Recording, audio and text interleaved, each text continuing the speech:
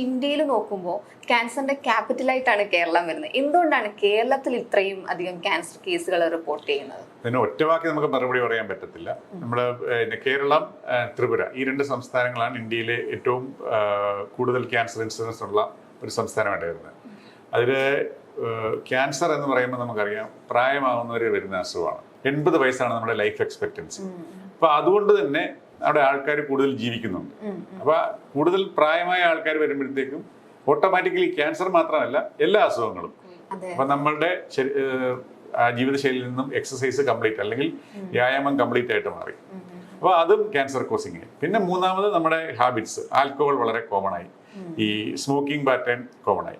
പിന്നെ young generation വന്നപ്പോഴത്തേക്കും ഞാൻ ഈ പറഞ്ഞ ഫാസ്റ്റ് ഫുഡ് സംസ്കാരം. ഇനി വെജിറ്റേറിയൻ സൈഡിലേക്ക് വന്നു കഴിഞ്ഞാൽ നമ്മൾ ഒരു റിഫൈൻഡ് കാർബ് അല്ലെങ്കിൽ അപകടകരമായ ഒരു കാർബ് എന്ന് പറയുന്നത് നമ്മുടെ പൊട്ടറ്റോ ചിപ്സ് ആണ്, നമ്മുടെ ഫ്രഞ്ച് ഫ്രൈസ് ആണ്. അതും നമ്മളിപ്പോൾ കുട്ടികൾക്ക് കൊടുത്തു തുടങ്ങിയിട്ടുണ്ട്. അപ്പൊ അതൊരു വളരെ അപകടകരമായ ഒരു ഭക്ഷണ പദാർത്ഥമാണ് ഈ പൊട്ടറ്റോ ചിപ്സ് അല്ലെങ്കിൽ നമ്മുടെ ഫ്രഞ്ച് ഫ്രൈസ്.